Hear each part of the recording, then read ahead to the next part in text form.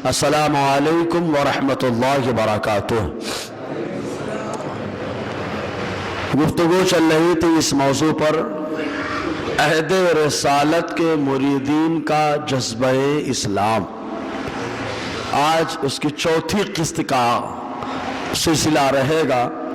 اس سے پہلے پہلی، دوسری اور تیسری قسط کے اندر حضرت ابو بکر، حضرت عمر، حضرت عثمان، جو تین خلیفہ ہیں شروع کے، وہ ایمان لانے کے بعد ان لوگوں نے کیسے دین کی خدمت کی، مختصر سی روشنی اس پر ڈالی گئی۔ چوتھی قسط چوتھے خلیفے کا نام، سبحان اللہ۔ جو چوتھے خلیفہ ہے داماد مصطفیٰ ہے، زوجہ فاطمہ ہے، حضرت علی کرم اللہ تعالی وجہ الکریم کی مرید حضور صلی اللہ علیہ وسلم کے زمانے میں جب لوگ ہوتے تھے تو انداز کیا ہوتا تھا۔ آج بھی لوگ مرید ہوتے ہیں، بس خالی پیر کے ہاتھ پہ ہاتھ رکھنے کے چکر میں رہتے ہیں، یا دعا لینے کی فکر رہتی ہے، اور یا تعویذ لکھائیں، ایک تعویذ مل جائے کام بن جائے۔ اس زمانے میں صحابہ کرام کو آقا علیہ السلام نے جو تعویذ دیا تھا وہ ایمان کا تعویذ دیا تھا۔ یہ اتنا مضبوط تعویذ ہے کہ اور تعویذوں سے شیطان بھاگتا ہے، سحر ختم ہوتا ہے، جادو ختم ہوتا ہے، پریشانیاں ختم ہوتی ہے، اور جب ایمان کا تعویذ مل جاتا ہے تو اللہ تعالیٰ کفر اور شرک سے حفاظت فرماتا ہے، کفر و شرک سے حفاظت فرماتا ہے۔ تو صحابہ کرام کو اللہ کے رسول صلی اللہ علیہ وسلم نے مرید بنایا، ایمان میں داخل کیا، تو آقا علیہ السلام نے ان کو ہر طریقے سے سنوارا، ہر طریقے سے بنایا، اچھائیوں کا جامع بنا دیا۔ کسی کو صداقت کا پیکر بنایا تو کسی کو عدالت کا شہسوار، اور کسی کو سخاوت کا پیکر اور قالب میں ڈال دیا تو کسی کو بہادری کا پیکر بنا دیا۔ حضور صلی اللہ علیہ وسلم نے جب سنوارا تو کسی کو امانت کا شہسوار بنایا، تو کسی کو آقا علیہ السلام نے دنیا اور آخرت میں اپنی رفاقت کا تمغہ عطا فرما دیا۔ حضور صلی اللہ علیہ وسلم نے الگ الگ انداز میں صحابہ کو سنوارا۔ آئیے چوتھی قسط کا آغاز ہو، اس سے پہلے ایک بار درود پاک پڑھ لے، صلی اللہ علیہ صلی اللہ علیہ وسلم۔ صلاۃ و سلام علیک یا سیدی یا رسول اللہ صلی اللہ تعالی علیہ وسلم۔ معزز سامعین کرام، تو حضور صلی اللہ علیہ وسلم نے جو مرید کیا تو سب سے زیادہ جو مضبوط کیا وہ ایمان کو مضبوط کیا۔ یہی وجہ ہے کہ غیروں کا ظلم ہو رہا ہے، کبھی مارا جا رہا ہے، کبھی ستایا جا رہا ہے، کبھی گھر بار چھوڑا جا رہا ہے، کبھی مال و دولت چھینی جا رہی، دولت بھی چھینی جائے، مال بھی چھینا جائے، کبھی اولاد کو پریشان کیا جائے، کبھی عزت پہ حملہ کیا جائے، کبھی پروپیگنڈا کیا جائے، لیکن ہر طریقے سے صحابہ نے آقا علیہ السلام کے حلقہ ارادت میں داخل ہونے کے بعد خالی بس ایک ہی جذبہ تھا، جو جذبہ میرے امام احمد رضا نے عطا فرمایا، انہیں جانا انہیں مانا، نہ رکھا غیر سے کام، للہ الحمد میں دنیا سے مسلمان گیا۔ یہی انداز تھا حضور صلی اللہ علیہ وسلم کے زمانے میں صحابہ کرام کا۔ یہی وجہ ہے کہ اللہ تبارک و تعالیٰ نے صحابہ کرام کو بلند مقامات سے بھی نوازا ہے۔ صحابہ کے برابر کوئی نہیں ہو سکتا انبیاء مرسلین کے بعد، نہ کوئی ولی ہو سکتا ہے، نہ کوئی غوث ہو سکتا ہے، نہ کوئی قطب ہو سکتا ہے، نہ کوئی ابدال ہو سکتا ہے۔ یا اللہ، یہ صحابہ خالی ایمان والے، کہا ایمان کے ساتھ مصطفیٰ کا جلوہ دیکھا ہے، اور ایمان کے ساتھ جو جلوہ حبیب دیکھ لے اس کے مقام کو کوئی غوث نہیں پہنچ سکتا، کوئی قطب نہیں پہنچ سکتا، کوئی ابدال نہیں پہنچ سکتا، چاہے وہ عالی صحابی ہو اور یا صحابہ کے اعتبار سے کوئی بھی صحابی ہو، اگرچہ ان کا مقام اتنا بلند نہ ہو، خالی صحابیت کا شرف ان کو مل گیا تو اللہ تعالیٰ نے ہدایت کا ستارہ بنا دیا ہے۔ تو صحابیت کا منصب مل جانا یہ بھی بڑی بات ہے۔ تو اب حضرت علی رضی اللہ تعالیٰ، بھائی ہمارے یہاں تو ماشاء اللہ ہم لوگ نام ہی رکھتے ہیں، سبحان اللہ، ہے نا۔ حضرت علی کو بھی ہم یہ خاص طور سے یہ بتا دینا چاہتے ہیں کہ ہم لوگ ناصبیت کو بھی مارتے ہیں، رافضیت کو بھی مارتے ہیں، خارجیت کو بھی مارتے ہیں۔ تینوں کو زبردست پنچ مارتے ہیں، تب جا کر کے پنچ مار کر کے اللہ تبارک و تعالیٰ ایک جماعت بنا رہا ہے جسے اہل سنت و جماعت کہا جاتا ہے۔ اہل سنت رافضیت کو بھی خاتمے کا نام ہے، اہل سنت ناصبیت کے خاتمے کا نام ہے، اہل سنت خارجیت کے بھی خاتمے کا نام ہے۔ اور آج کے دور میں کوئی اور نام بدل کے آ گئے، ماڈرن لیٹسٹ نام اپڈیٹ ہو کر کے آ گئے، عقائد بھی اپڈیٹ ہو گئے، انداز الگ ہو گیا، نام الگ ہو گیا، لیکن جو اہل سنت و جماعت حضور کے دور میں رہے، صحابہ تابعین کے دور میں رہے، آج بھی وہی اہل سنت و جماعت ہے۔ مسلم شریف پہلا حصہ ایک راوی ہیں اور تابعی ہیں جن کا نام امام محمد بن سیرین رحمت اللہ علیہ۔ یہ فرماتے ہیں کہ ان کے زمانے تک، تابعیوں کے زمانے تک راویوں کے بارے میں نہیں پوچھا جاتا تھا کہ یہ بیان کرنے والا کیسا ہے۔ آج تو ہم لوگ یوٹیوب پہ کسی کو بھی لے لیے، دلہ سے دھار دیے۔ دیکھو امام محمد بن سیرین کیا فرما رہے ہیں۔ امام محمد بن سیرین تابعی ہیں اور کچھ روایتوں میں بہتر تابعین کہا گیا ہے۔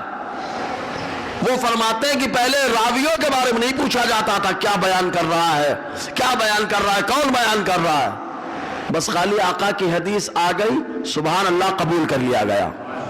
لیکن فرماتے فلما وقعت الفتنہ، جب فتنہ واقع ہو گیا، خطرناک فتنہ تابعین کے زمانے میں، فرماتے فتنہ واقع ہو گیا، تب دیکھا گیا کہ کون بیان کر رہا ہے۔ پوچھا جاتا سمو لنا، جو یہ روایت بیان کر رہا ہے، یہ جو لوگوں کو سنا رہا ہے، یہ بیان کرنے والا کون ہے، نام بتاؤ اس کا۔ تو اس کا نام پوچھا جاتا، حوال پوچھے جاتے، دیکھا جاتا اگر وہ بد مذہب ہوتا تو اس کی بات کو وہیں پہ چھوڑ دیا جاتا۔ وَيُنظَرُ إِن كَانَ مِنْ أَهْلِ السُّنَّةِ فَيُؤْخَذُ حَدِيثُهُمْ، اگر دیکھا جاتا اگر وہ اہل سنت و جماعت سے ہوتا تو اس کی حدیث کو لے لیا جاتا۔ بہت سی لوگ بولے یار یہ تابعین کے دور میں چل رہا ہے سلسلہ کہ راوی بیان کرنے والا، خطیب، حاکی، مقرر راوی، پہلے اس کے بارے میں نہیں پوچھا جاتا تھا، لیکن جب فتنے واقع ہونے لگے پے در پے، تب اس کے بعد امام محمد بن سیرین فرما رہے ہیں اب پوچھا جائے گا بیان کرنے والا کیسا ہے۔ جب اس زمانے میں یہ معاملہ تھا تو آج کے دور میں بدرجہ اولا تحقیق کی جائے گی کہ یہ حدیثیں گڑھنے والا تو نہیں ہے، رافضیت زدہ تو نہیں ہے، خارجیت زدہ تو نہیں ہے، ناصبیت زدہ تو نہیں ہے، بد مذہب گروہ سے تو نہیں ہے۔ ہم تو خالی ہمارے بزرگوں نے ایک پہچان بتا دی، احمد رضا کا ذکر کرو، بگڑ جائے تو بگڑا ہے اور کھل جائے تو کھلا ہوا ہے۔ ہم کو تو ہمارے بزرگوں نے سکھا دیا ہے۔ اسی لیے کہیں پر بھی ہو اگر بگڑا ہے تو چہرہ بگڑے گا، سمجھ رہے کہ نہیں؟ تو اب آج کے دور میں یہ دیکھا جائے گا کہ راوی جو ہے یہ راوی کا عقیدہ کیا ہے۔ اسی لیے حدیث، اصول حدیث پڑھاتے ہیں۔ اب ہمارے ہاں اصول حدیث کو اہمیت ہی نہیں، اردو کتاب پڑھیے بڑے مولانا بن جائیے، بڑے والے مولانا، اور اس پر اگر جبہ دستار اور شاندار شیروانی ہو تو اور بڑے والے مولانا۔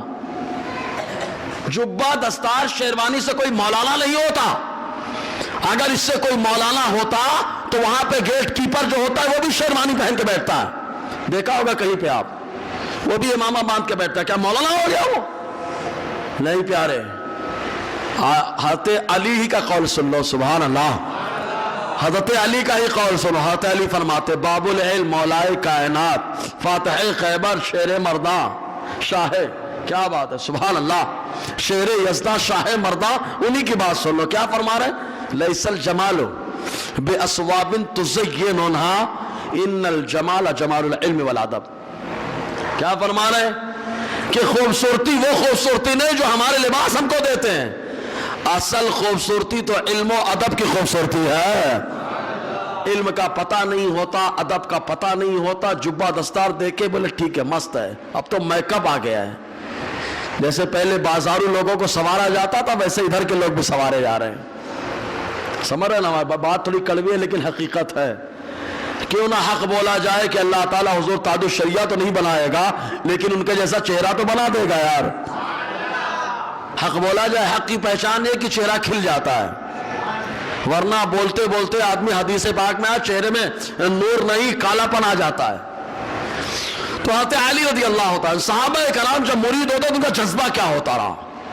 ابو بکر مرید ہوئے تو سب لٹایا، وقت لٹایا، جان لٹایا، اولاد کو آقا پہ نچھاور کر دیا. عمر کا یہ انداز، عثمان کا یہ انداز، حضرت علی کا انداز کیا رہا؟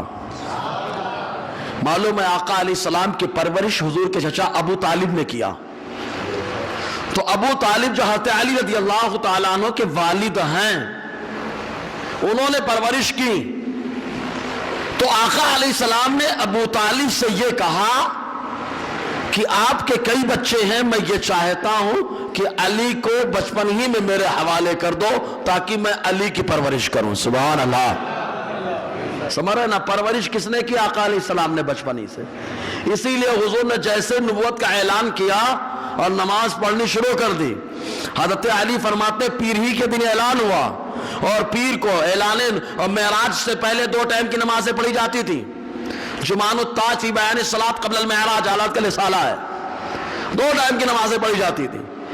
فرماتے جس دن اعلان ہوا نماز پڑھ رہے تھے، آقا علیہ السلام نماز پڑھ رہے تھے، ماں خدیجہ نماز پڑھ رہی ہے. حضرت علی نے دیکھا، دیکھنے کے بعد کہا یہ کیا کر رہے تھے آپ؟ تو آقا علیہ السلام نے بتایا کہ ہم اللہ کی عبادت کر رہے تھے. تو پورا حضرت علی کو سمجھایا. حضرت علی کی عمر کم ہے، عمر کم، سمجھایا، غور و خوض کیا حضرت علی نے. کم عمر بچہ اتنی سوچنے کی طاقت نہیں رکھتا، لیکن جسے اللہ تبارک و تعالی مصطفیٰ کی بارگاہ کا تربیت یافتہ بنا دے، آقا کی بارگاہ میں چھوڑ دے. غور خوض کیا. فرماتے ہیں پیر کے دن مصطفیٰ نے اعلان کیا، جیسے ہی منگل کا دن آیا اس منگل کو حضرت علی نے اپنے ایمان سے شبھ منگل بنا دیا. خود حضرت علی فرماتے، ابن عساکر کی حدیث پاک، حضرت انس جو خادم خاص ہے مصطفیٰ جان رحمت صلی اللہ علیہ وسلم کے، وہ فرماتے استنبأ النبی صلی اللہ علیہ وسلم یوم الاثنین واسلم علی یوم الثلاثاء. فرماتے پیر کے دن مصطفیٰ نے نبوت کا اعلان کر دیا اور منگل کے دن حضرت علی ایمان لے کر کے آ گئے. منگل کے دن ایمان لے کر کے آ گئے، اور جب ایمان لے کر کے آئے اسی وقت سے حضور کے ساتھ لگے رہے، اسی وقت سے سرکار کے ساتھ لگ گئے، خود قربانیاں پیش کی. اور کچھ ایسے بھی معاملات آئے حضرت علی کے ساتھ کہ قرآن کی ایک آیت ایسی ہے کہ حضرت علی کے علاوہ کسی نے عمل ہی نہیں کیا. زور سے بولیے نا یار.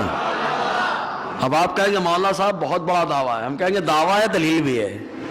مسئلہ یہ تھا، ابھی آیت بتا رہا ہوں، مسئلہ یہ تھا کہ حضور صلی اللہ علیہ وسلم سے سوالات لوگ بہت پوچھتے تھے، بہت پوچھتے تھے. اور سوال کرنا یہ علم کی چابی ہے. جس کے پاس سوال کرنے کا جذبہ ہے اس کے پاس علم بہت ہوتا ہے، اور جس کے اندر سوال کرنے کا جذبہ نہیں ہوتا تو وہ آدمی دھوکہ کھاتا رہتا ہے. اسی لیے کبھی بھی دماغ میں کچھ آئے فوراً پوچھنا چاہیے، فوراً پوچھ لینا چاہیے. اور ظاہر سی بات ہے جس کو علم کا جذبہ ہوگا وہ پوچھے گا، اور جس کو اللہ نے علم دیا بتائے گا، نہیں معلوم ہوگا تو دیکھ کے بتائے گا.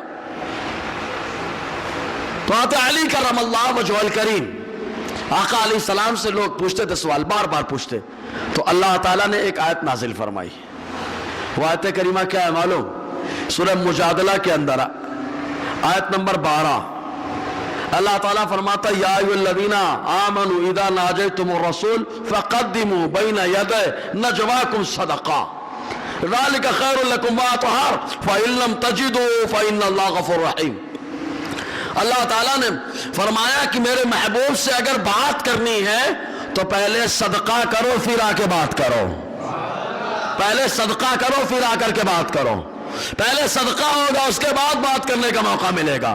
حضرت علی کرم اللہ وجہ الکریم کو اللہ تعالیٰ نے موقع یوں دیا کہ آپ 10 درہم آپ نے 10 درہم ایک ایک کر کے خرچ کیا، یا 10 دینار خرچ کیا، اور ہر دینار کو خرچ کرنے کے بعد آقا علیہ السلام سے ایک مسئلہ آ کر کے پوچھتے تھے.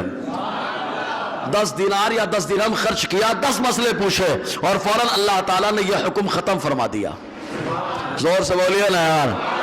تو خالی عمل کس نے کیا؟ حضرت علی نے کیا، حکم منسوخ ہو گیا، اب کسی کے اوپر فرض واجب نہیں رہا.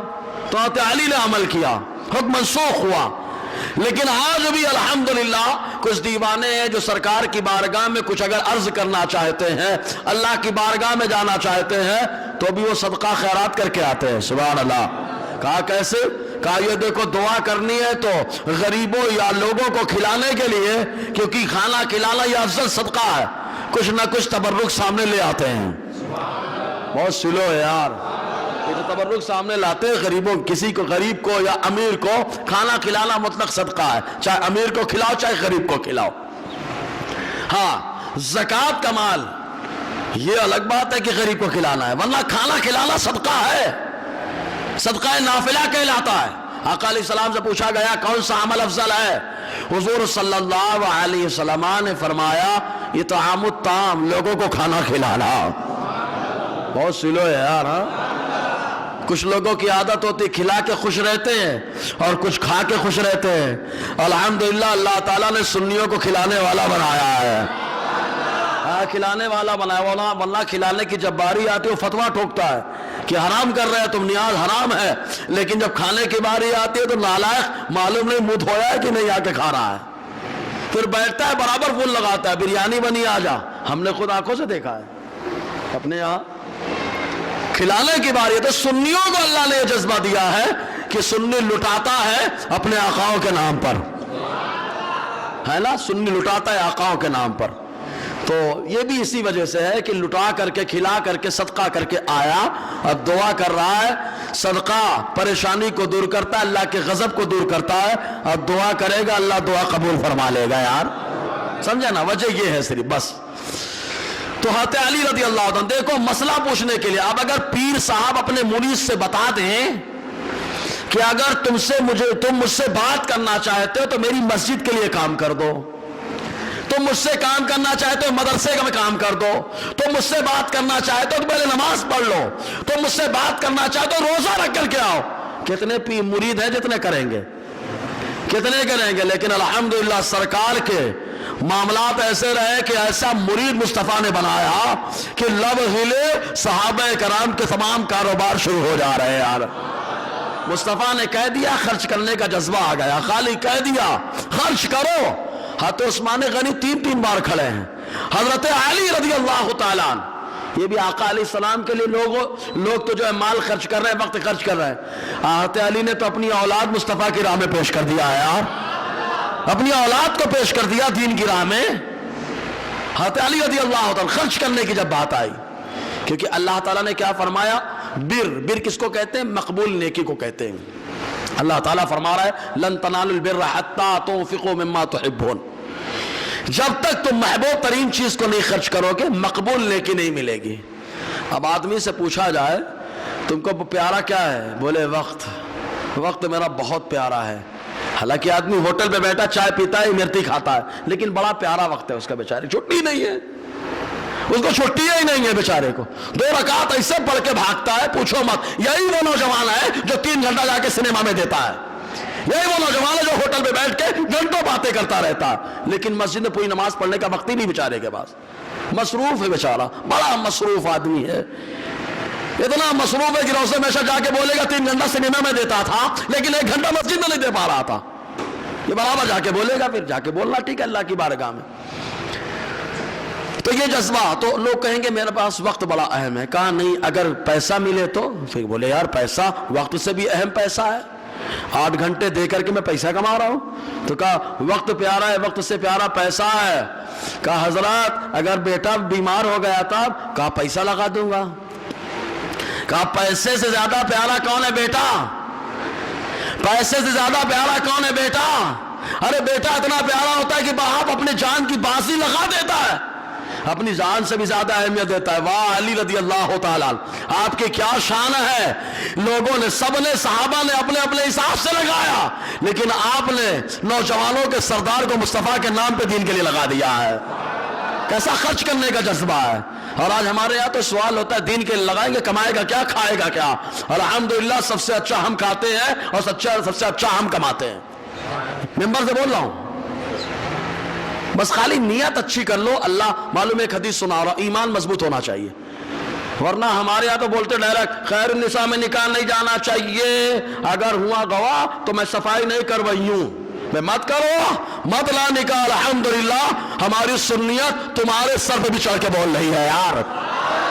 پھوکٹ کے لوگوں کا نکاح پڑھانا بھی نہیں ہے. رات یہاں سے الحمدللہ میں رضا کا کھاتا اور رضا کا نام لیتا ہوں. کوئی ضرورت نہیں ہے. جنازے میں نہیں پوچھے, مت پوچھ, تورا جنازہ پڑھا کے میں لفڑے میں آ رہی ہوں بے, سمجھے کہ نہیں؟ خالی ٹھپے والوں کا جنازہ پڑھا تھا, بولو نا. ارے میرے آقا علیہ السلام نے بھی ٹھپے والوں کا جنازہ پڑھایا ہے, حضور نے بھی تحقیق کی ہے. سنو حدیث پاک, آقا علیہ السلام نے کیسے تحقیق کی؟ خالی وہی حدیث یاد ہے تم کو کہ آقا علیہ السلام نے عمل کیا منافق کے بارے میں؟ آؤ سنو حدیث, ترمذی شریف کی حدیث پاک, تاریخ ابن عساکر کے اندر بھی ہے. راوی کون ہے؟ جابر بن عبداللہ رضی اللہ تعالیٰ. حضرت جابر بھی صحابی, ان کے والد بھی صحابی ہیں. یہ بیان فرماتے ہیں, ایک جنازہ آیا آقا علیہ السلام کی بارگاہ میں. ارے عقیدے کی تحقیق تو حضور کرتے تھے, آقا علیہ السلام تو معاملات کی بھی تحقیق کرتے تھے. بخاری شریف کی حدیث سنیں پہلے معاملات کے بارے میں. ایک جنازہ آیا آقا علیہ السلام کی بارگاہ میں. حضور صلی اللہ علیہ وسلم سے کہا گیا چلے جنازے کی نماز پڑھا دیجئے. آقا نے فرمایا بتاؤ قرضہ ہے کیا؟ کہا ہاں قرضہ بہت لیا تھا. کہا ادا کرنے کے لیے کچھ چھوڑا؟ کہا کچھ نہیں چھوڑا. آقا نے فرمایا جاؤ تم لوگ پڑھ لو, میں نہیں پڑھوں گا. پھر دوسرا جنازہ آیا, صحابہ نے کہا چلیے حضور جنازہ پڑھا دیجیے. آقا علیہ السلام نے فرمایا قرضہ تھا؟ کہا قرضہ تو ہے ان کے پاس, لیکن قرضہ ادا کرنے کے لیے تھوڑا ہی مال چھوڑا ہے, پورا ادا نہیں ہوگا. کہا جا کے پڑھا دیجئے, میں نہیں پڑھاؤں گا. آقا علیہ السلام سے تیسرا جنازہ آیا, حضور سے پوچھا گیا چلیے جنازہ پڑھا دیجئے. آقا علیہ السلام نے ارشاد فرمایا یہ بتاؤ قرضہ تھا کیا اس کے اوپر؟ کسی کا مال کھا کے بیٹھا تھا کیا یہ؟ تو صحابہ نے عرض کیا ہاں قرضہ تو تھا, لیکن قرضہ ادا کرنے کے لیے مال بہت ڈھیر چھوڑ کر کے گیا ہے. تو آقا علیہ السلام نے فرمایا چلو جنازے کی نماز میں پڑھاتا ہوں. ارے یار یہاں تو ہم لوگ خالی ایمان عقیدے کے بارے میں تحقیق کر بولے کیڑا نکالنا ہے. ابے کیڑا ہے تو کیڑا نکالیں گے, کیڑا ہے تو کیڑا نکالیں گے. اعمال میں کیڑا, عقیدے میں کیڑا, وہ تو نکالا جائے گا نا. الحمدللہ جو ڈاکٹر کیڑا نکالتا ہے, اچھا کرتا ہے, اس کو دنیا برا نہیں کہتی, مٹھائی دیتی ہے. تو جو عالم کیڑا نکال کے عقیدے کی گندگی ختم کرتا ہے, عقیدے میں سدھرائی لاتا ہے, اس سے کیوں ناراض ہوتے ہو؟ اگر اس سے بگڑ گئے تو سمجھ لو دنیا بگڑی آخرت بگڑی ہے, اور اگر عقیدہ مضبوط رہا تو الحمدللہ دنیا بھی سنور گئی, آخرت بھی سنور جائے گی. سمجھے نا؟ تو آقا علیہ السلام نے تو معاملات کی تحقیق کی ہے یار, کہ قرضہ کھا کے تو نہیں بیٹھا. اپنے آپ تو نہ جانے, برا مت ماننا بھائی, میں بہت کڑوا آدمی ہوں تھوڑا سا, نہ جانے کتنے لوگ پھنستے. صحیح ہے کہ نہیں؟ اچھا حضور کو بتانے کی ضرورت نہیں تھی, میرا نبی تو سب جانتا بھی ہے نا. آقا جانتے ہیں, اور چاہتے تو کہتے تھے نہیں میں جانتا ہوں سب اس کے بارے میں. لیکن حضور تحقیق کیوں کر رہے ہیں؟ یہ بتانے کے لیے کہ جو تحقیق کے بغیر کود جائے وہ گڑبڑ, اور جو تحقیق کر لے وہ مصطفیٰ کا نائب ہوگا, وہ آقا کا نائب ہوگا. تحقیق کرنا یہ مصطفیٰ کا طریقہ ہے. سنیں حدیث پاک. یہ تو اعمال کا معاملہ ہو گیا. آؤ عقیدے میں دیکھو. عقیدے میں حضرت جابر بن عبداللہ رضی اللہ تعالیٰ عنہ, مائک بک کی آواز بہت دور تک جاتی ہے نا, کان میں کھوٹ نہ ہو تو اگر کھوٹ ہو تو نکال کے سنا جائے, کیونکہ الحمدللہ حدیث تو حدیث ہے, بولو نا. ہاں بس خالی یہ حدیث ہے کلو بدعت ضلالہ, خالی وہی حدیث نہیں, یہ حدیث بھی پڑھ لے پاگل. کون سی کتاب پڑھا؟ سنن ترمذی. مجھ سے پڑھ, میں بتاتا ہوں. الحمدللہ 2 واسطہ سے امام احمد رضا کا شاگرد نظر آؤں گا میں. 3 واسطے سے, 3 واسطے نہیں بلکہ 2 کہیے, مصباحی صاحب اور مفتی اعظم, اور الحمدللہ اعلیٰ حضرت. مصباحی صاحب حافظ ملت اور اعلیٰ حضرت, کئی واسطے بتا رہا ہوں. 2 یا 3 واسطے سے اعلیٰ کا شاگرد نظر ملے گا آپ کو. 2 یا 3 واسطے سے, سمجھ رہے نا؟ سند دیکھ لینا آپ. ہم لوگ سند یافتہ لوگ ہیں, ہم کو ڈپلیکیٹ بنوانے کی ضرورت نہیں ہے. یہی وجہ کہ ہم سے کوئی سند مانگتا بھی نہیں ہے. آج تک مجھ سے کسی نے نہیں مانگا کہ مولانا صاحب سند تو دکھائیے, آپ مولانا ہے کہ نہیں ہے, کیونکہ الحمدللہ عربی بھی بول رہی ہے اور کتاب تو بولتی ہے. کچھ لوگ بولتے ہیں مصباحی صاحب تعریف بھی کرتے ہیں. غیروں کے سامنے اپنی تعریف کرنا یہ یوسف علیہ السلام کی سنت ہے. بہت سلو بولے آپ. حضرت یوسف علیہ السلام سے جب آئی بات تو آپ نے فرمایا مجھے بناؤ ذمہ دار, میں زیادہ حقدار ہوں. آقا علیہ السلام نے صفا کی پہاڑی پہ چڑھ کے کیا کہا؟ میں اللہ کا رسول ہوں. تو کیا کہو گے؟ حضور اپنی تعریف کر رہے ہیں, ابے حق بتا رہے ہیں. تو حق بتانا یہ تعریف نہیں ہوتا. بہرحال تو آؤ دیکھو یہ حدیث. جابر بن عبداللہ رضی اللہ تعالیٰ فرماتے ہیں کہ ایک جنازہ آیا, آقا علیہ السلام سے کہا گیا جنازہ پڑھا دیجئے. حضور نے فرمایا میں نہیں پڑھاؤں گا. کیا کہا؟ کیا؟ میں نہیں پڑھاؤں گا. خالی ایک ہی پہلی لے کے مت جاؤ. حضور نے سب کا پڑھا دیا, سب کا پڑھا دیا. ابے نہیں بھی پڑھا, یہ بھی تو دیکھ حدیث ہے. آقا نے فرمایا نہیں پڑھاؤں گا. صحابہ نے پوچھا لما ترکت الصلاۃ علیہ یا رسول اللہ, حضور آپ نے کیوں منع کر دیا کہ جنازہ نہیں پڑھائیں گے آپ؟ وجہ کیا ہے؟ آپ تو ساری کائنات کے لیے رحمت بن کر کے آئے ہیں, ثواب و رحمت ہے, اپنوں کے لیے بھی غیروں کے لیے بھی رحمت ہے, تو آپ نے کیوں منع کر دیا؟ آقا علیہ السلام نے کیا فرمایا معلوم؟ لِأَنَّهُ كَانَ يُبْغِضُ عثمان. آقا علیہ السلام فرماتے اس لیے کہ یہ میرے عثمان غنی سے بغض رکھتا تھا, اور جو میرے عثمان سے بغض رکھنے والا ہو, میں اللہ کا نبی ہو کر اس کے جنازے کی نماز نہیں پڑھاؤں گا. ابے جب حضرت عثمان غنی سے بغض رکھے, معلوم کیا ہوا؟ نتیجہ نکالو. صحابہ سے جو بغض رکھے اس کے جنازے کی نماز نہ پڑھانا, یہ میرے مصطفیٰ کی سنت ہے. جو صحابہ سے بغض رکھے اسے جنازے کی نماز نہ پڑھانا, یہ آقا کی سنت ہے. اور جب معلوم ہو گیا صحابہ سے بغض رکھنے والے کی جنازے کی نماز مصطفیٰ نے نہیں پڑھائی ہے, تو مصطفیٰ کی گستاخی کرنے والے کی جنازے کی نماز تو بدرجہ اولا نہ پڑھانا, یہ دین کا اہم ستون نظر آتا ہے. تو تحقیق کرو, تحقیق کرو, بغیر تحقیق کے کام کریں گے آپ؟ سبزی بھاجی پالا لیتے تو تحقیق کر کے, ڈسکاؤنٹ چاہیے. ایمان و عقیدہ حلوہ ہے ایک دم, جہاں پائے اٹھا کے کھا لیا جائے, ہے نا. اس لیے الحمدللہ حقیر فقیر کی عادت کیا ہے؟ جنازہ پڑھانے سے پہلے معاملات معاف کرا لیتا ہے, معاف کراتا ہے کہ بھائی جو بھی معاملات ہے معاف کر دو خدا کے واسطے, جس کو معاف کرنا ہے کرے, نہیں معاف کرنا اس کا اپنا مسئلہ ہے. سمجھ میں آیا؟ تو الحمدللہ ہم لوگ حضرت علی کو مانتے ہیں. حضرت علی نے آقا علیہ السلام کے حلقہ ارادت میں داخل ہونے کے بعد کیا کیا کہ حکم ملا, ایک مسئلہ پوچھو, 1 دینار خرچ کرو, پہلے خرچ کرو پھر مسئلہ پوچھو. تو یہ مسئلے پہ حضرت علی رضی اللہ تعالیٰ نے عمل کیا. ایسے ایک موقع پہ آیا حضرت علی رضی اللہ تعالیٰ عنہ سے کے تعلق سے حضرت عبداللہ ابن عباس فرماتے ہیں کہ حضور نے فرمایا علی اول من آمن بی وصدقنی. آقا فرماتے سب سے پہلے میرا علی مجھ پر ایمان لایا, میری تصدیق کی ہے. ہم اہل سنت و جماعت تطبیق دیتے ہیں, روایتوں میں اختلاف ہے, اسے تطبیق کیا دیتے ہیں؟ بچوں میں حضرت علی پہلے ایمان لائے, یہی بولتے ہیں نا. عورتوں میں ماں خدیجہ, ہے نا. اور غلاموں میں حضرت بلال, اور لے پالک میں مولائیوں میں حضرت زید بن حارثہ, اور سرداروں میں حضرت ابو بکر. سرداروں میں ابو بکر. وہ نہیں دیکھ رہے تھے کہ میں سردار ایمان لاؤں گا تو کیا ہوگا. ارے جو سردار ایمان لایا تو مصطفیٰ نے سردار ہی بنا کے رکھا ہے, سردار ہی بنا دیا مصطفیٰ رحمت صلی اللہ علیہ وسلم نے.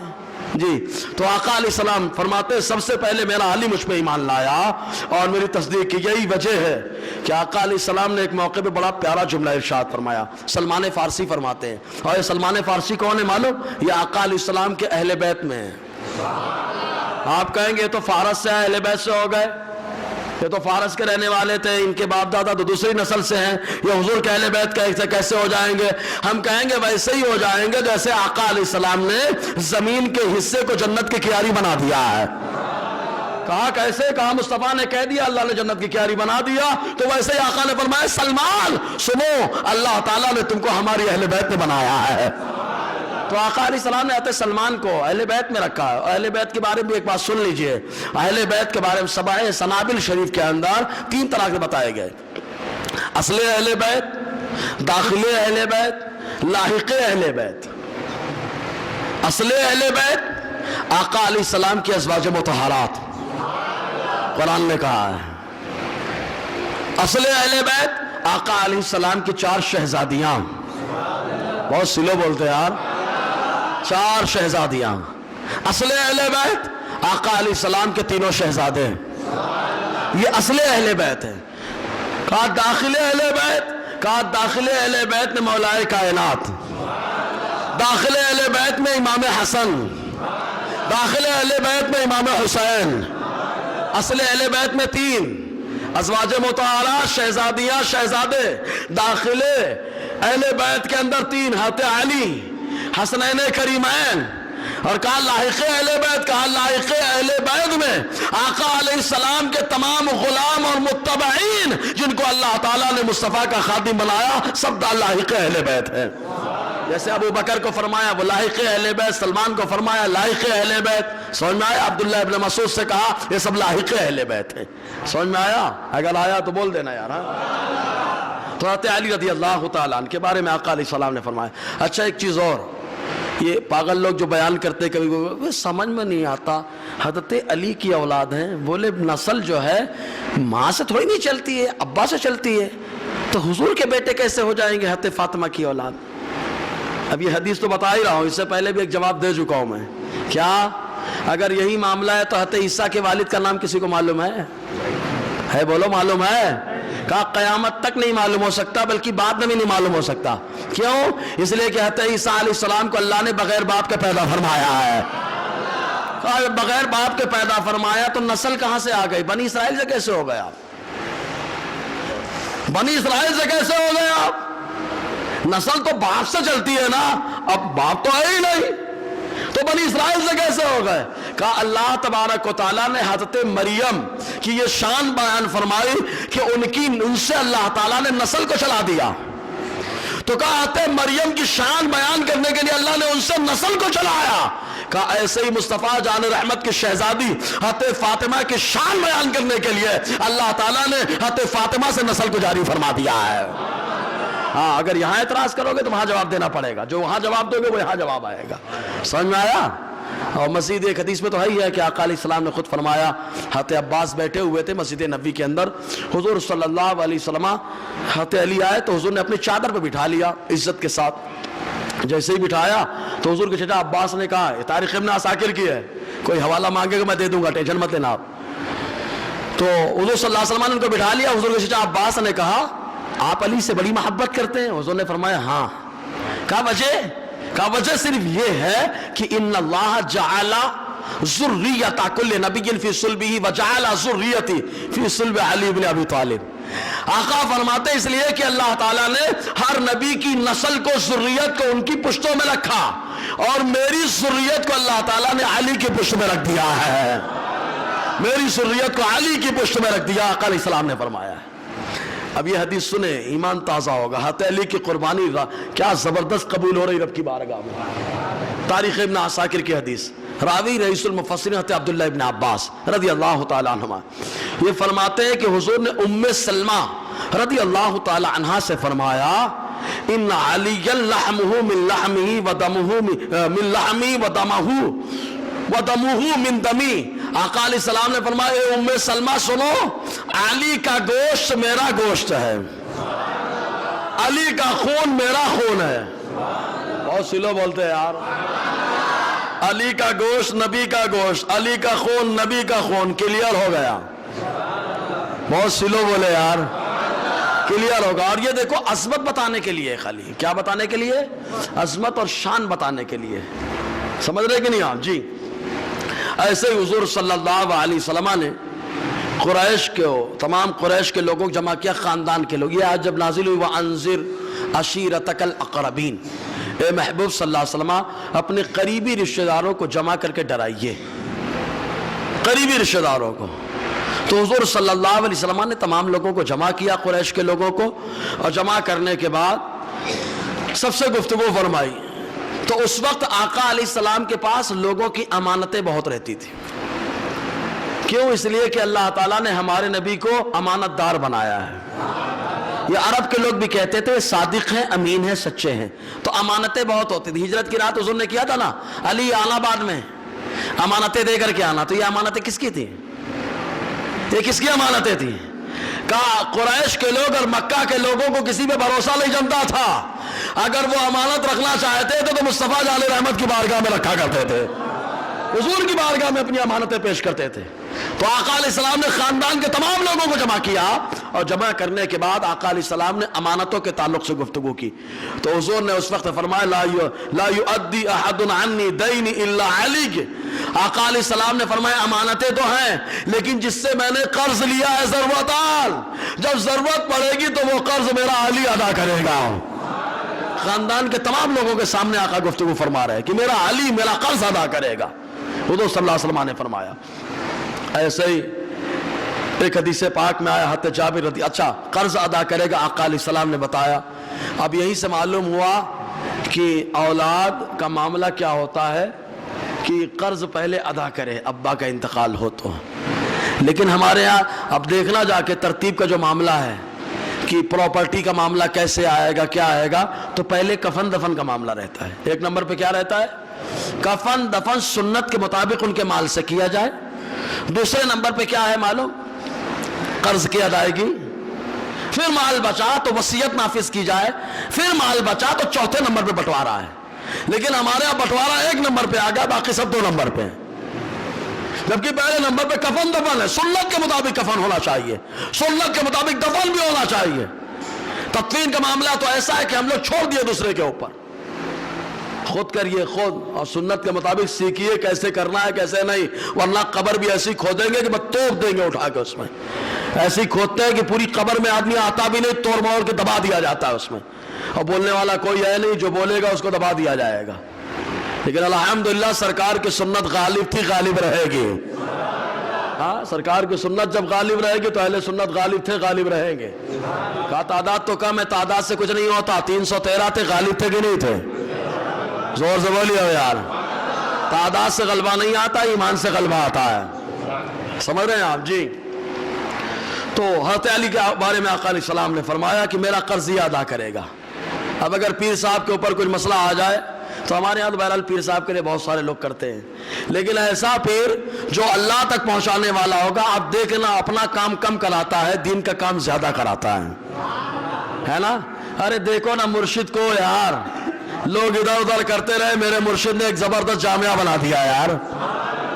ہے مرکز الدراسات العلمیہ جامعۃ الرضا. سبحان اللہ.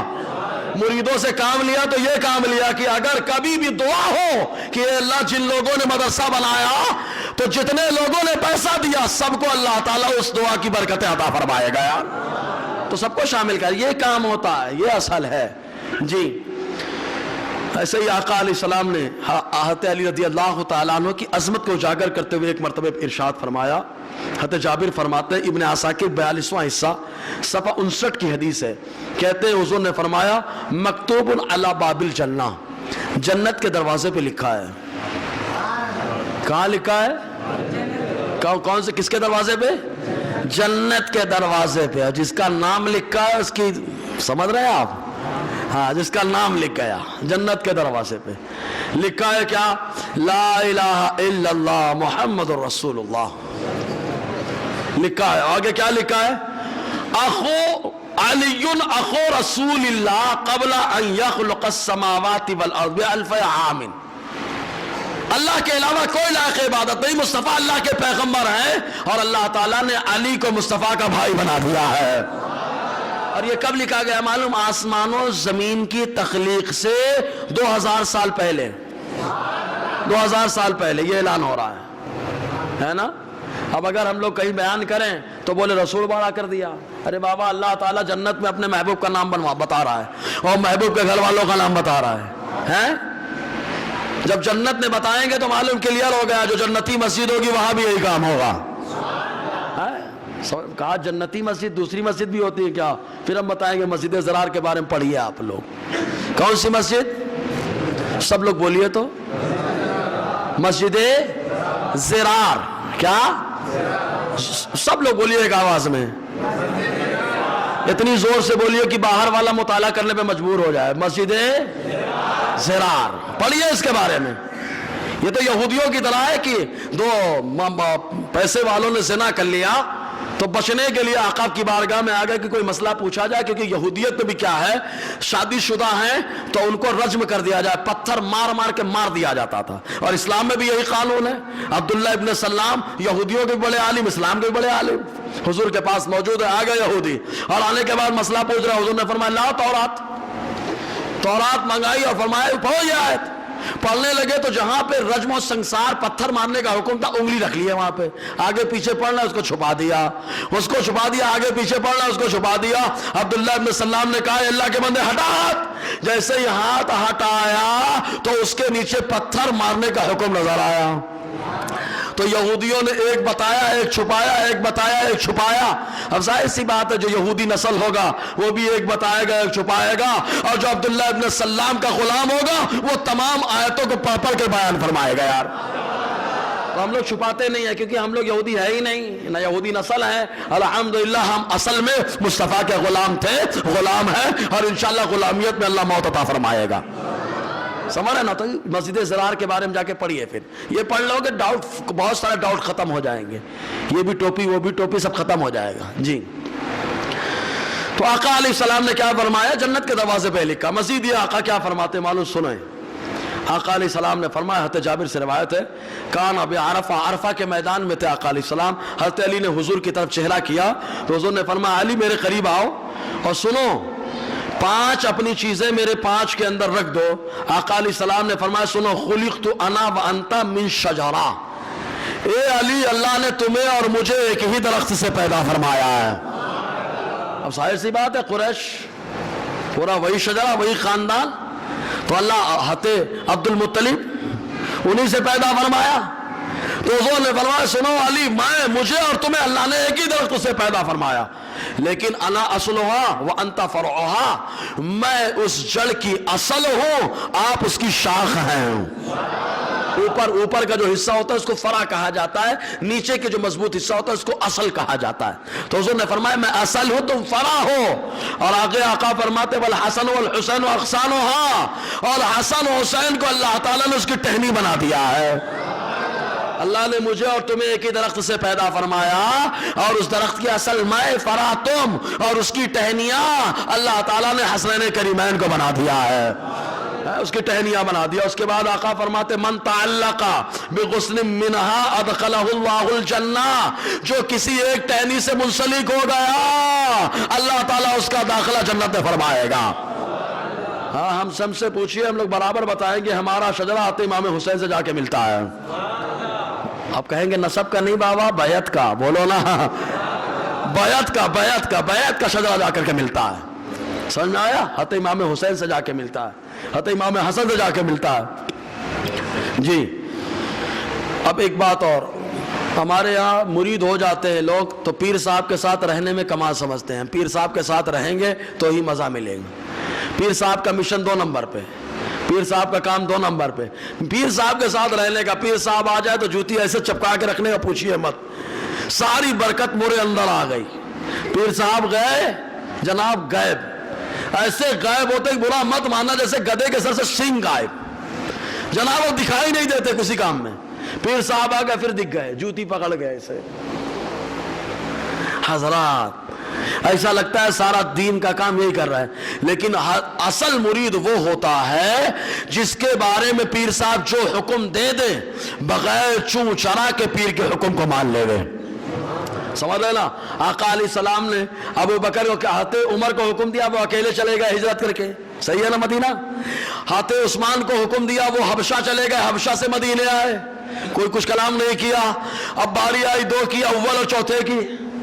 اول کے بارے میں آقا نے کہا کہ ابو بکر ٹھہرو، ابھی تم کو جانے کی اجازت نہیں ہے، ٹھہر گئے. یہ نہیں کہا ابو عمر تو چلے گئے، آپ نے مجھے روک لیا، عمر تو چلے گئے، مجھے روک لیا. معلوم ہے مصطفیٰ کا جو حکم آئے گا بہتر ہے، ٹھہر گئے.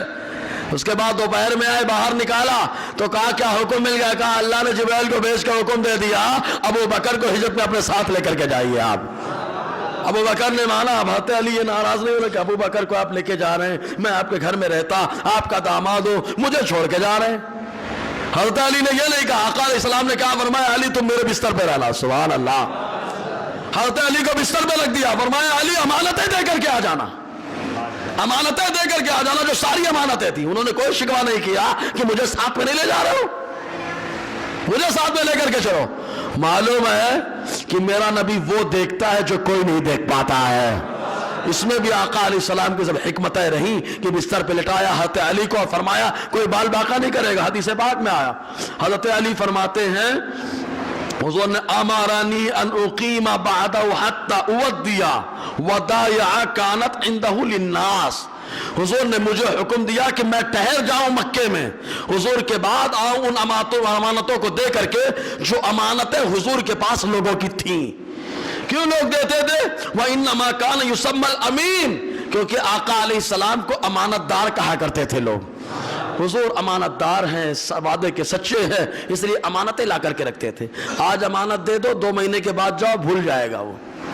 صحیح ہے کہ نہیں؟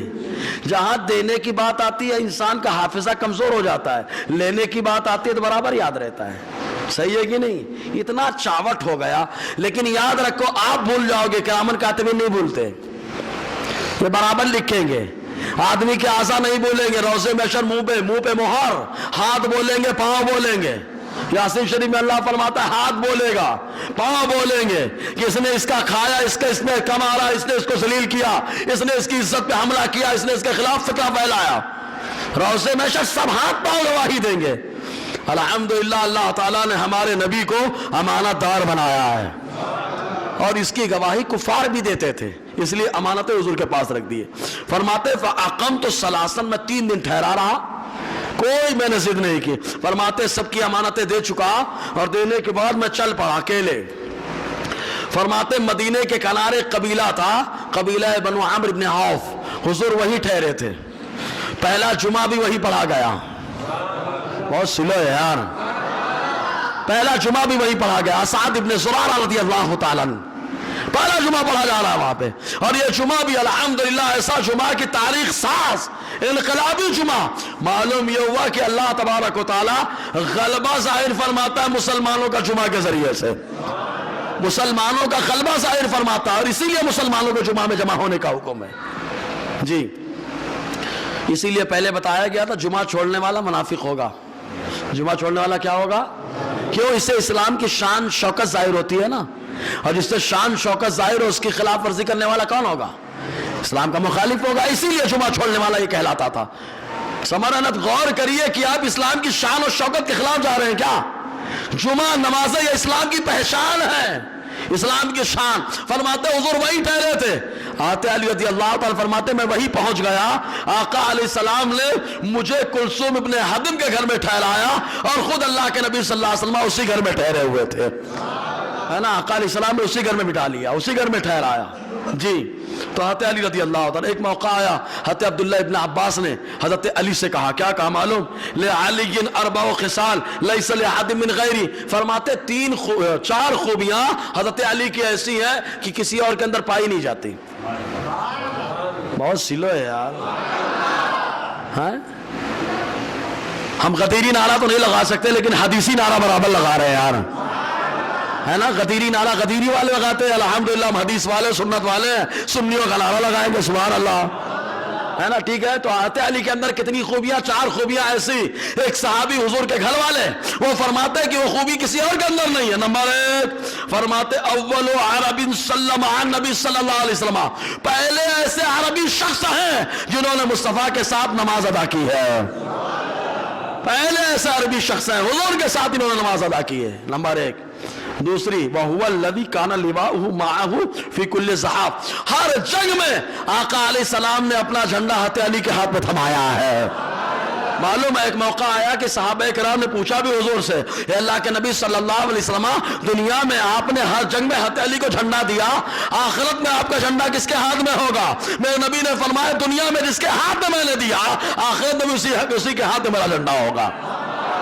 یہ حضرت علی رضی اللہ تعالیٰ عنہ کی شان، محشر میں بھی حضرت علی رضی اللہ تعالیٰ عنہ کے ہاتھ میں جھنڈا ہوگا، اور یہی نہیں بدر میں بھی جھنڈا علی کے ہاتھ میں ہے نا؟ محشر میں بھی جھنڈا، خیبر میں بھی جھنڈا، سبحان اللہ، خیبر میں جھنڈا ہے کہ نہیں ہے؟ جھنڈا حضور کے دور میں رہا، محشر تک رہے گا، ہے نا؟ جھنڈا وہاں بھی تھا، محشر میں بھی رہے گا۔ اب جو بولے بدعت ہے سمجھ لینا یہ نہیں تھا، یہ نہیں رہے گا، سمجھے کہ نہیں؟ جو تھا وہ ہے، وہ رہے گا، جھنڈا وہاں تھا ابھی ہے، رہے گا، سمجھ میں آیا؟ پھر بولے نہیں غلط ہے، یہ ہے وہ ہے، تو بولنا تم لوگ جو ہے نا جمہوریت والا مناؤ جا کے، ہم لوگ نبی والا مناتے ہیں، بس تم کو تمہارا مبارک، ہم کو ہمارا مبارک، لیکن الحمدللہ ہم لوگ وہ بھی مناتے ہیں آزادی کا۔ جی تو جھنڈا حضور نے فرمایا حضرت عبداللہ ابن عباس نے جھنڈا ہر جنگ میں حضور نے حضرت علی کے ہاتھ میں دیا۔ غزوہ بدر احد کے موقع پر کافی لوگوں کے قدم ہل گئے تھے، وہ مدینہ چلے آئے تھے بھاگ کے، تو جن کو اللہ تعالیٰ نے مصطفیٰ کے ساتھ میں کھڑا کر دیا ان میں سب سے پہلے حضرت علی رضی اللہ تعالیٰ کی ذات ہے۔ حضرت علی کھڑے ہو گئے، ابو بکر کھڑے ہو گئے، یہ 2 روایتیں جمع کر دی میں نے، ابو بکر کے بارے میں بھی ہے اور کئی صحابہ کے بارے میں، حضرت عمر کے بارے میں بھی ہے، تینوں جمع تھے، ایک گڑھے میں اتر گئے، اترنے کے بعد ابو سفیان رضی اللہ تعالی عنہ جو ایمان لے آئے اور بعد میں ایسی جنگ کی، لوگوں نے کہا بڑا سخت مقابلہ کرتے ہیں، کہا جو ایمان لانے سے پہلے غلطیاں ہوئی ہیں سب کا کفارہ ادا کر رہا ہوں میں، سب کا کفارہ ادا کر رہا ہوں. امام باقی نے لکھا ہے فتوح الشام کے اندر، سب کا کفارہ ادا کر رہا ہوں میں.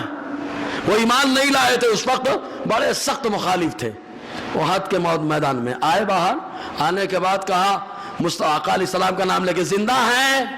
حضور نے صحابہ سے کہا ابو بکر و عمر اور علی سے ایک دم خاموش رہیے. ابو طلحہ اور کئی صحابی تھے، خاموش رہیے. پھر کہا ابو بکر ہیں زندہ ہیں؟ حضور نے کہا خاموش رہو. پھر کہا عمر زندہ ہے؟ حضور نے کہا خاموش رہو. اب عمر سے برداشت نہیں ہوا، عمر نے بڑھ کر کے کہا یہ تینوں زندہ ہیں، تیرے ناک میں دم کرتے رہیں گے. یہ تینوں زندہ ہیں، تینوں زندہ ہے. جیسے ہی سننے کے بعد جانتے ہیں ابو سفیان کا ایک جملہ تھا، وہ ایمان نہیں لائے تھے اس وقت تک، تو انہوں نے ایک جملہ کہا او علو ہوبل، اے ہوبل تو بلند ہو جا. تو آقا علیہ السلام نے فرمایا اے عمر تم ہی جواب دو، اللہ اعلی و اجل. سبحان اللہ، میرا اللہ اعلیٰ ہے، بزرگ ہے. وہ تو ابو سفیان کہتے ہیں لنا عزا ولا عزا لکم، ہمارے پاس عزا بتی ہے، بت نہیں بتی.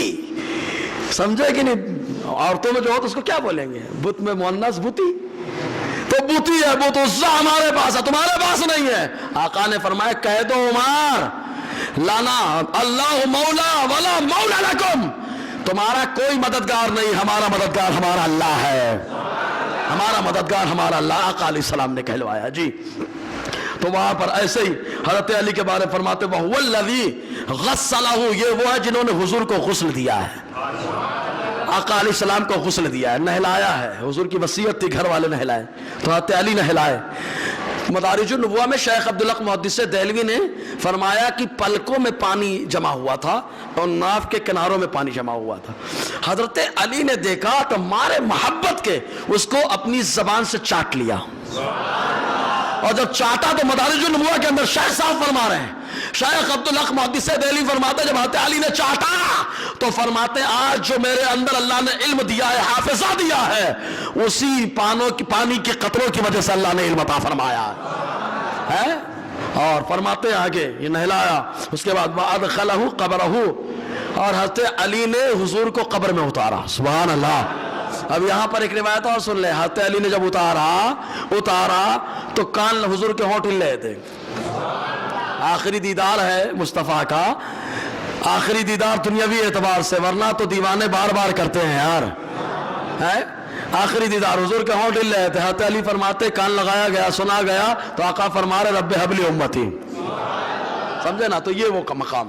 اور بہت ساری باتیں حضرت علی کے بارے میں، لیکن آخری حدیث پیش کر کے میں اپنی بات ختم کر دوں. بہت اہم چیزیں تھی، انشاءاللہ اگلے ہفتہ پھر لوں گا میں انشاءاللہ. ابھی سلسلہ ہی چل رہا ہے نا. حضرت امام جعفر صادق ماشاءاللہ، حضرت امیر معاویہ ماشاءاللہ. ہم تو اہل بیت والے بھی ہیں، صحابہ والے بھی ہیں. ہاں جس کو حضرت امیر معاویہ سے مرچی لگتی ہے لگتی رہے. میں نے دیکھا چند صحابہ کا ذکر کرو تو دو چہرے بگڑ جاتے ہیں. ابو بکر و عمر کا ذکر کرو تو رافضیوں کے چہرے بگڑتے ہیں. صحیح ہے نا؟ ہاں حضرت امیر معاویہ کا ذکر کرو رافضیوں کے چہرے بگڑتے ہیں. حضرت علی کا ذکر کرو تو یہ خارجیوں کے چہرے بگڑتے ہیں. اور ہم کو الحمدللہ جس صحابی کا ذکر کرو چہرہ کھلتا ہوا نظر آتا ہے. تیرے غلاموں کا نقش قدم ہے راہ خدا، وہ کیا بہک سکے جو یہ سراغ لے کے چلے.